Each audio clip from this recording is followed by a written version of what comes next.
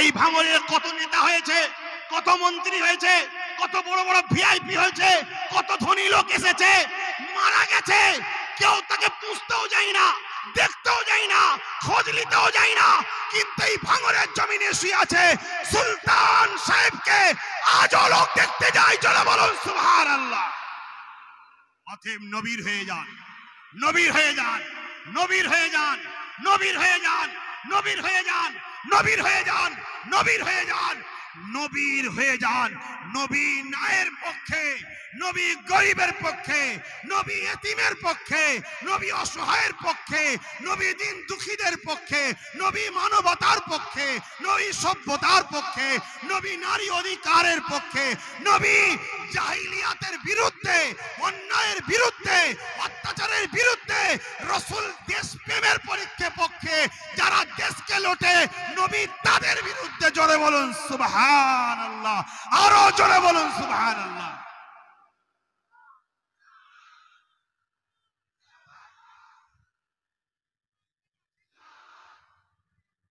জিন্দাবাদ, আল্লাহু আকবার।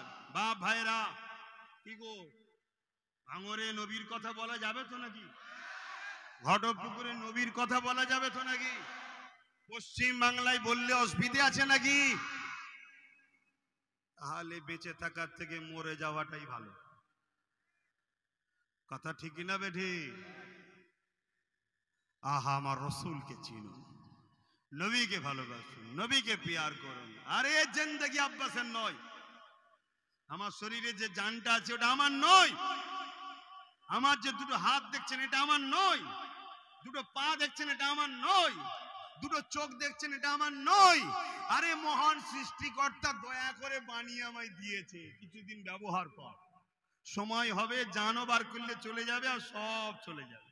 ঠিক না বেঠিক? অতএব তার সময় এলে তিনি নিয়ে যাবে। ওই জিন্দেগিতে বাঁচার স্বপ্ন দেখে কিচ্ছু লাভ নেই। জিন্দেগিতে স্বপ্ন দেখো মোস্তফার গোলাম হব আমি, আমেনার লালের পাগল হব আমি। আরে আমি প্যান্ট শার্ট পরেছি, মাথায় টুপি নেই, খালি মাথায় আছি, আমার লেবাস ভুল থাকতে পারে, কিন্তু আমি জালিম হব না, আমি চোর হব না, আমি লুটেরা হব না, আমি দেশদ্রোহী হব না, আমি এতিমের মাল ঝেড়ে খাবো না, আমি গরিবকে লুটে খাবো না, আমি কখনো মসজিদ মাদ্রাসার দুশ্মনদের সঙ্গে বন্ধুত্ব তৈরি করব না। কেন? এগুলো আমেনা লালের নীতির সঙ্গে জড়িয়ে আছে। আমার লেবাসে ভুল থাকতে পারে, কিন্তু আমার হৃদয় যেটা মেন, ওখানে যেন আমেনা লালের নীতির বিরোধী না থাকে। জোরে বলুন সুবহানাল্লাহ। কথা শুনছেন? তৈরি হন, তৈরি হন, আমার রাসূলুল্লাহর জন্য তৈরি হন। যদি আজ না তৈরি হন, কালকে বাপ জোর করে ধর্মটাকেই মিটিয়ে দেবে, কিচ্ছু করতে দেবে না। কথা বুঝে আসছে না? নাই? হ্যাঁ, আজকে তোমার চাল আটকেছে, আলু আটকেছে, পালু আটকেছে, টেস্ট করে করে দেখছে কতটা আটকানো যায়। যখন দেখবে এত পুরুষ এই প্যারালাইসিস টাইপের হয়ে গেছে, তখন এসে বুকে লাথি মেরে বলবে মোহাম্মদ রসুলকে ছেড়ে দিতে হবে। তখন তোমার তো অর্ধেক প্যারালাইসিস হয়েই গেছে। এখন থেকে জাগবেন রসুলের জন্যে, হাঁটবেন রসুলের জন্যে, ঘুরবেন রসুলের জন্যে, কথা বলবেন রসুলের জন্যে, নিঃশ্বাস টানবেন রসুলের জন্য, নিঃশ্বাস ছাড়বেন রসুলের জন্য। আরে এ কথাগুলো আমার বাপ আমায় শিখাইনি, এ কথা স্বয়ং আল্লাহ বলছে। জোরে বলুন সুবহানাল্লাহ। কোরআন তার প্রমাণ দিচ্ছে, কুল ইন কুনতুম তুহিব্বুনাল্লাহ, যারা বলে আল্লাহকে ভালোবাসি, এরা যদি সত্যবাদী হয়, ফাত্তাবিউনি, আগে নবীর ইত্তেবা করতে হবে, নবীকে ফলো করতে হবে, নবীকে ধরতে হবে, নবীরকে অনুসরণ চলতে হবে, নবীকে ইমাম, লিডার, নেতা, সরকার বলে মানতে হবে। তারপরে কি হবে? ইউহিব্বুকুমুল্লাহ, তাহলে আল্লাহ তাকে ভালোবাসবে। জোরে বলুন সুবহানাল্লাহ। আল্লাহ যাকে ভালোবাসবে, ওয়া ইয়াগফিরু লাকুম যুনুবাকুম, আল্লাহু গফুরুর রহিম, আল্লাহকে সে দয়ালু মেহেরবান পাবে, তার জিন্দেগি জীবনের গুনাহ আল্লাহ মাফ করে দেবে। জোরে বলুন সুবহানাল্লাহ। বুকে হাত দিয়ে সত্য কথা বলবেন। যেগুলো রোদে বসে আছেন, আপনাদের কষ্টটা কি এমন হচ্ছে যে মনে হচ্ছে থাকতে পারবো না? কেন হচ্ছে না? কেন হচ্ছে না? এটাই হলো ইশকে মুস্তাফা। জোরে বলুন সুবহানাল্লাহ। আরে প্রেম তো করো, প্রেম তো করো, নাই বেলালের বুকে ভারী পাথর চাপিয়ে দিয়েছে, বেলালকে গরম মরুভূমির উপরে শুইয়ে দিয়েছে, বেলালকে রড গরম করে ঠোঁটে ঠেকাচ্ছে, বেলালের পায়ে দড়ি বেঁধে ঘোড়ার সাথে বেঁধে দিয়েছে, বেলালের পিঠে চামড়া গুটিয়ে কাঁধের কাছে চলে যাচ্ছে। তারপরে বলছে বেলাল স্বাধীন পাবি, রাষ্ট্র পাবি, ক্ষমতা পাবি, গদি পাবি, নারী পাবি, বাড়ি পাবি, মোহাম্মদ ছেড়ে দে। বেলাল কোন প্রেমে বলেছিল? আরে নাদান, আরে জাহেল, সব ছেড়ে দেবো, আমি লাল ছাড়বো না। জোরে বলুন, আরো জোরে বলুন, নারে তাকবীর, नारे तकबीर। सरकार की आमद, सरकार की आमद, आका की आमद, हुजूर की आमद, नूर की आमद, हबीब की आमद, शफाअत की आमद, यासीन की आमद, आमद की आमद। नारे तकबीर। আমাদের তকবীরে কার জলে আমার দেখার দরকার নেই, আল্লাহ খুশি হয় এটা জানি। জোরে বলুন সুবহানাল্লাহ। কারণ আমরা কাউকে জ্বালাবার জন্য দিইনি, নবীর প্রেমে দিচ্ছি। কেউ যদি নিজে থেকে জ্বলে তো আমি কি করতে পারি? আমি কাউকে জ্বালাবার জন্য দিইনি, রাসূলুল্লাহর প্রেমে দিচ্ছি। মনের নোংরাটা কাটাও, মনের নোংরাটা কাটাও। কেন অন্য কেউ যখন কিছু করে কই আমার তো জ্বলে না, আপনাদের জ্বলে নাকি ভাই? কেন জ্বলে না? আমাদের মনটা মোহাম্মদ রসুল আছে, রসুল যেখানে আছে সেখানে স্বাগত তো দূরের কথা, তুলনায় চলে না, এত বড় মন হয়ে যায়। জোরে বলুন সুবহানাল্লাহ, আরো জোরে বলুন সুবহানাল্লাহ। আমিনা লালকে হৃদয়ে রাখুন, বাকি সব বার করুন, সব বার করুন, আমিনা লাল শুধু থাকবে। আর আমিনা লাল যেটা চাই আমিনা লালের জন্য সেটা করব, ঠিক না বেঠিক? মোহাম্মদ রসুলের সিরাত পড়ে দেখুন, মোহাম্মদ রসুলের জীবনী পড়ে দেখুন। শুধু ছোটবেলার একটা ছোট্ট কথা বললেই বুঝতে পারবেন। একটা ছোট্ট কথা বলে দিয়ে একটু সালাম পড়িয়ে দেবো, কেন আপনাদের কষ্ট না হলেও আমাকেও ভাবতে হবে। আমিনার লালের গোলামগুলো বসে আছে, ঘেমে যাচ্ছে আমিনার লালের গোলামগুলো। শোনেন একটা কথা বলি বাপ ভাই, কি বলছিলাম যেন? হ্যাঁ, আমার দোদমা, আমার রাসূলুল্লাহ দোদমা হযরতে হালিমা হুজুর আমার রসুলকে ঘরে নিয়ে গেছেন।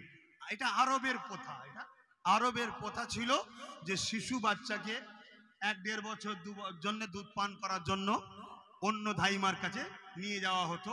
এর অনেক কারণ আছে, ভৌগোলিক পরিস্থিতি আছে। আমি যেটা বলতে চাইছি, আম্মা জান হযরতে দোদমা হালিমা আমার রসুলকে নিয়ে গেছে। অনেক অনেক ওয়াকিয়া ঘটেছে। আম্মা জান হালিমা বলেন আমার বাড়ির কুয়োতে পানি ছিল না, মোহাম্মদ রসুলকে ঢুকিয়েছি নিয়ে, সঙ্গে সঙ্গে কুয়ার পানি পরিপূর্ণ হয়েছে। জোরে বলুন সুবহানাল্লাহ। আম্মা জান হালিমা বলেন আমার বকরিগুলো দুর্বল ছিল, মোহাম্মদ রসুলকে নিয়ে যখনই প্রবেশ করেছি দেখছি সব সবল মোটা তাজা হয়ে গেছে। জোরে বলুন সুবহানাল্লাহ। আরে ইশক তো করো। এখন আমি বলছি যে ছেলেগুলো রোদে বসে আছে, আমার ঈমান বলছে যদি এখনো 2-5 ঘন্টার রোদ থাকে ওরা 2-5 ঘন্টাই বসবে। কেন? ও প্রেমে পড়ে গেছে, ওখানে বসছে যেই অমনি ভয়ে এসে গেছে। কথা মাথায় ঢুকছে না ঢোকে না? এ ভাই ইবলিস বুঝবে না, আর ইবলিসের চালাগাও বুঝবে না। এ প্রেমের ব্যাপার সে বোঝে যার হৃদয়ে প্রেমের জায়গা আছে। যে জীবনে প্রেম করেনি, সারা দিন কাটো মারো ধরো, সেই সব প্রেমের খবর কি বুঝবে? কথা বুঝে আসছে না? নাই। হ্যাঁ, অতএব এই জায়গা বসে গেছে। আমার ঈমান বলছে এখনো 2-5 ঘন্টা চললো, ও লড়ার ব্যাপার নেই। কেন? ওদের শুয়ে গেছে। জোরে বলুন সুবহানাল্লাহ। আশা রাখছি সব জায়গাতেই এরা শুয়ে গেছে, যত যাই হোক এরা লড়ছে না, ঠিক না বেঠিক গো? জোরে বলুন ঠিক না বেঠে? হ্যাঁ, এরা লড়বে না ইনশাআল্লাহ। এ কামলিওয়ালার সাথে জুড়েছে, কামলিওয়ালার গোলামদের সঙ্গেও জুড়ে গেছে। জোরে বলুন সুবহানাল্লাহ। তুমি যত চেষ্টাই করো আর কিছু করার নেই। জুড়ার আগে ভাবতে হয়, জুড়ে যখন গেছে আর কাটা যায় কি? আর মহব্বত এমন একটা গাঁট, অন্য জায়গা থেকে কেটে যাবে তো এই জুড়া জায়গায় আর কোনোদিন কাটবে না। জোরে বলুন সুবহানাল্লাহ। তো ভাইরা আমার, হযরতে দোদমা হালিমা বলছেন আমি মুহাম্মদ রসুলের এই যে আনার পর থেকে আমার এই যে বিকাশ ঘটতে লেগেছে, আমার এই যে আশ্চর্য আশ্চর্য জিনিসগুলো ঘটছে, আমি বুঝতে পেরেছি এটাই বাচ্চার দ্বারা হচ্ছে। তাই মুহাম্মাদের উপরে আমার একটা আলাদা প্রেম ভালোবাসা গভীর হচ্ছে। কিন্তু আম্মা হালিমা বলেন ইনি যে আখেরি নবী হবে তখন আমি জানতাম না, শুধু বাচ্চাটার উপরে প্রেম বেড়ে গেছে। তাই আমি কি করতাম, আমার ডান দিকের স্তনটা মোহাম্মদ রসুলকে পান করাতাম। মাইকের আওয়াজে বুঝতে পারছেন তো? আর বাঁদিকেরটা আম্মা জান দুধমা হালিমা নিজের সন্তান ছিল, তিনাকে পান করাতো। একদিন কোন কারণবশত বেখেয়ালে আমার রসুলুল্লাহকে বাঁদিকের স্তনটা যেই পান করাতে গেছে, আমার নবী পান করছে না, মুখ ঘুরিয়ে নিচ্ছে। আম্মা হালিমা আবার ডান দিকটা ঘুরিয়েছে, যেই ডান দিকে ঘুরিয়েছে রসুলুল্লাহ শিশু নবী পান করতে লেগেছে। বলুন সুবহানাল্লাহ। এটা আম্মা দুদুমা হালিমা বলে আমার মধ্যে একটা কৌতূহল জাগলো, তাই আমি ঘুরিয়ে আবার বাঁ দিক থেকে পান করাতে গেলাম, দেখলাম রসুল পান করছে না। আবার ডান দিক দিলাম, আবার দিকে পান করছে। আবার বাঁ দিকটা দিলাম, পান করছে না। আবার ডান দিকটা দিলাম, পান করছে। শোনো নবীর উম্মতেরা, আমার রসুল শিক্ষা দিচ্ছে, দুধের নবী, শিশু নবী, তখন শিক্ষা দিচ্ছে আমার যারা গোলাম হবে তারা কখনো ভাইয়ের হক মারবে না, আমার যারা গোলাম হবে তারা কখনো কারো হক মারবে না। দেখো দুধমা হালিমা তার সম্পদ, সে যদি আমাকে বাদিক পান করাতো, পান করাটা আমার জন্য হারাম হতো না। কেন? জিনিস তার, সে দিচ্ছে, আমি নিতেই পারি। কিন্তু তথাপিও আমি মুহাম্মদ বলে দিচ্ছি, আমার উম্মত যারা হবে তারা যেন নিজের ভাইয়ের হককে কখনো না মারে। জোরে বলুন সুবহানাল্লাহ। আর এখানে হক মারা তো দূরের কথা, যদি কোনো মানুষ মুসলমান বা নিজের কওমের ভাইকে যদি জবাই করতে হয় কিছু টাকার জন্য, এখন করে দিতে মুসলমান একদল আছে, পিছুবে না, আছে না নাই? এরা কখনো রসুলের শাফাআত পাবে না। আপনারা খবরদার এদের সঙ্গে থাকবেন না, তওবা করুন এবং নিজেদের করো এরকম খারাপ দিকে নিয়ে যাবেন না। এটা হারাম কাজ, অন্যায় কাজ, নাফরমানি কাজ, এটা রাসূলুল্লাহর বিরোধী কাজ। আপনি নাহের পক্ষে দাঁড়ান, নায়ের পক্ষে দাঁড়ান, সত্যের পক্ষে দাঁড়ান। যেমন বদরের মাঠে নায়ের পক্ষে ছিল সাহাবারা, আবু জেল, উতবা, সাইবা ক্ষমতার জোর দেখিয়ে আগিয়ে এসে অন্য জায়গা থেকে, অন্য জায়গা বুঝছেন না, মক্কা থেকে 450 কিলোমিটার দূরে গিয়ে দাদাগিরি দিয়ে মদিনাকে হামলা করতে গিয়েছিল। রাসূলের সাহাবারা মক্কা এবং মক্কাবাসীদের নারীদের একজন আবরু রক্ষার জন্য ঢাল হয়েছিল। সেই ঢালেতে মাত্র 313 জন ছিল, 1000-এর উপরে কে মজা চাকিয়ে দিয়েছে। জোরে বলুন সুবহানাল্লাহ। আজকের দিনও যদি কেউ সন্ত্রাসী করে ক্ষমতার জন্য অন্য জায়গা থেকে এসে আমাদের মা বেটিদের ইজ্জত আবরু লুটতে চায়, আমাদের গৃহপালিত পশুগুলোকে লুটতে চায়, মুস্তাফার গোলামদের উচিত হবে সাহাবাদের মতো মজাকে ভালোভাবে চাকিয়ে দিবা। ঠিক না বেঠিক? জোরে বলুন ঠিক না বেঠিক? কেন? নিজের মা বোন পরিবার দেখে ভালোবাসা, নিজের এলাকা, নিজের রাষ্ট্র, নিজের পরিস্থিতি, নিজের ভৌগোলিককে বাঁচিয়ে রাখা, এটা মুহাম্মদ রসুলের আদর্শ। জোরে বলুন সুবহানাল্লাহ। কিন্তু আমরা যদি ওই জালিম আবু জেহেলের মতো জুলুম করার জন্য নিজেরা আবার কোন জায়গায় যে যদি জুলুম করি, ওটা হবে হারাম। ওটা কি? হারাম। মনে রাখবেন। অতএব খবরদার, রসুলের আদর্শে চলুন, নবীর নীতি আদর্শ মেনে চলুন, নবীকে ভালোবাসুন, নবীর সিরাত পড়ুন, নবীর ছোটবেলার জীবনী পড়ো। এখন আমি জানতে চাইছি, এই মাহফিলটা আহলে সুন্নাত ওয়াল জামাত থেকে প্রতি বছরে হয়, আপনারা আবারই বছরে এসেছেন। এই বছর আমার মতো গুনাহগার একজন ছোটখাটো মানুষ এসেছে, যা কিছু আলোচনা করলাম, এই আলোচনায় কি আপনারা অখুশি হলেন? এই মাহফিলটা রসুলের প্রতি বছরে আলোচনা দরকার আছে না নাই? আলোচনা দরকার আছে না নাই? অন্য অন্য ধর্মের ভাইরা তাদের ধর্মীয় অনুষ্ঠান, তাদের ধর্মীয় নেতাদের আলোচনা শহরে অলিতে গলিতে মেন রোড বন্ধ করে করে করে। ঠিক না বেঠিক? তাতে কি হয়? পথচারী মানুষ সবাই শোনে। আর আমরা আমার রাসূলুল্লাহর আলোচনা শুধু সেই পুকুর পাড়ে, সেই মাঠের বিছখানে, সেই ওই বাগানে এরকম ভোজের মধ্যে ঢুকিয়ে দিলে হবে? আমাদেরকে একটু টাউনে আসা দরকার আছে না নাই?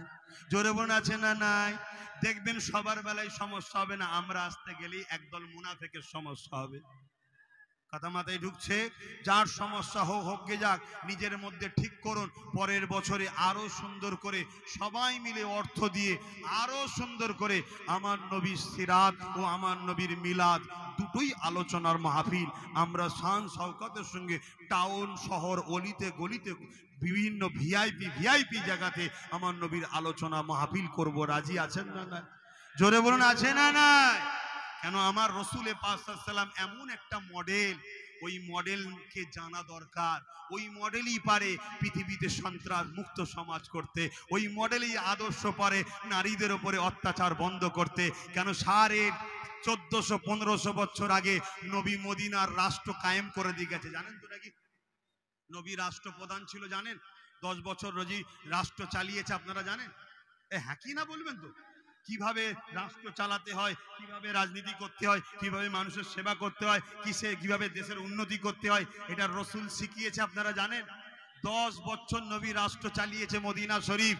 সেই যে শিক্ষা দিয়ে গেছে, সেই দিন থেকে আজ পর্যন্ত মদিনাতে কোনোদিন রেপ হয়নি, মদিনাতে কোনোদিন খুন হয়নি, মদিনাতে কোনোদিন চুরি হয়নি, মদিনাতে কোনোদিন মার্ডার হয়নি, মদিনাতে কোনোদিন ফ্রড হয়নি, মদিনাতে কোনোদিন ধোঁকা হয়নি, মদিনাতে কোনোদিন চিটিংবাজি হয়নি, মদিনাতে কোনো প্রজার উপরে জুলুম হয়নি, মদিনাতে কোনো বেইনসাফি হয়নি। কেন আমিনা লালের সিস্টেমটা এমন, সেই সিস্টেমই পারে পৃথিবীকে আবার নিরাপত্তা দিতে। জোরে বলুন সুবহানাল্লাহ, আরো জোরে বলা যাবে না সুবহানাল্লাহ? তাই আমিনা লালের আলোচনা শুধু মোল্লা পাড়ার মাঠে করলে হবে না, শহর টাউনে দরকার আছে না নাই? আব্বাস সিদ্দিকীকে একদল লোক দেখতে কেন পারেনি বুঝতে পারছেন তো? এই সব কারণে। কারণ আব্বাস সিদ্দিকী মূল জায়গা টিপে ধরে, ওই আগা ধরে টানাটানি আমি করি না, একদম ধরবো ঠিক জায়গাতে। কথা বুঝছেন না? বোঝেন না?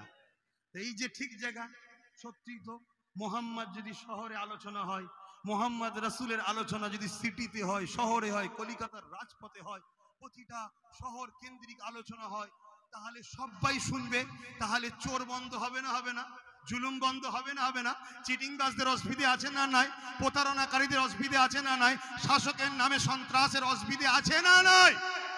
মোহাম্মদ মানে শাসন করো, শোষণ নয়। জোরে বলুন সুবহানাল্লাহ। তাই মোহাম্মদ রসুলের আলোচনা বন্ধ। দুই শ্রেণীর মানুষ চাইছে, একদল হলো মানবরূপী সন্ত্রাস, আর একদল হলো মুসলমান রূপী মুনাফিক। শুনছেন তো নাকি? এটা সেই আব্বাস সিদ্দিকী রে বাবা, মরে যাইনি, বেঁচে আছি। কথা বুঝে আসছে? হ্যাঁ, দোয়া করবেন যতদিন আল্লাহ বেঁচিয়ে রাখবে, মোহাম্মদ রসুলের গোলামি করতে করতে করতে যেন বেঁচিয়ে রাখে, মোহাম্মদ রসুলের গোলামি করতে করতে যেন আল্লাহ মরণ দেয়। বলুন আল্লাহুম্মা আমিন। হ্যাঁ, কারো মাথায় ধারণা হতে পারে রসুল রসুল রসুল করছেন, আল্লাহ আল্লাহ করলেন না কেন? রসুল রসুল করা আমাদের কাজ, তাই করছি। কেমন?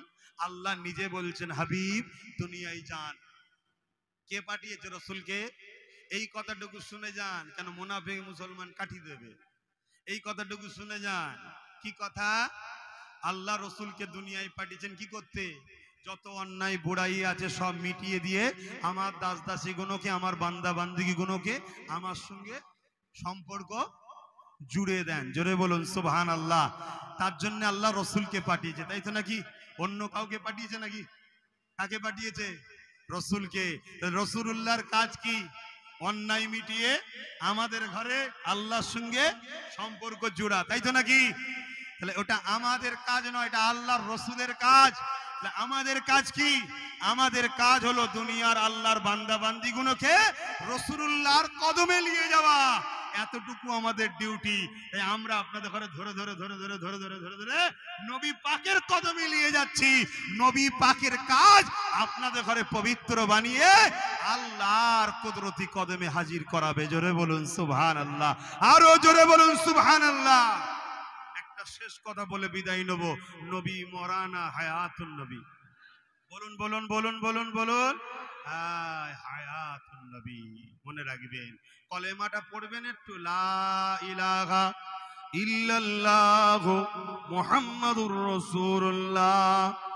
এর মানে কোনো এলাহা নাই, আছে যিনি তিনি আল্লাহ, আর মুহাম্মদ আল্লাহ পাকের প্রেরিত রাসূল। লা ইলাহা ইল্লাল্লাহ, নেই কোনো এলাহা আল্লাহ ছাড়া। আল্লাহ এখন আছে না নাই? আবু বকর সিদ্দিক যখন এই কলেমা পড়েছিল, আল্লাহ তখন ছিল না? ছিল না? মুহাম্মদ রাসূলুল্লাহ এখন আছে না নাই? আবু বকর সিদ্দিক যখন পড়েছিল তখন ছিল না? ছিল না?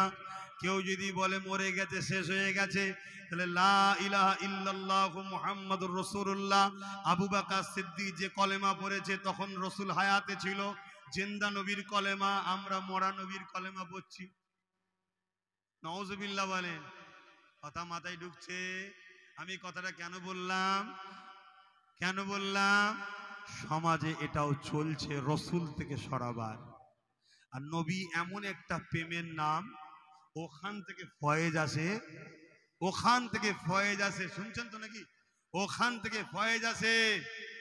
যদি বুশও সামনে দাঁড়িয়ে বলে এই করব ওই করব, নবীর প্রেম যার দিলে আছে না, সে লাভ মেরে ঠেলে উঠবে, যে তোর ঘাড়ে উঠবো এবার আমি। কথা শুনছেন না শোনেন নে? এই একটা এমন জোশ, এমন একটা ঈমান, জোরে বলুন সুবহানাল্লাহ।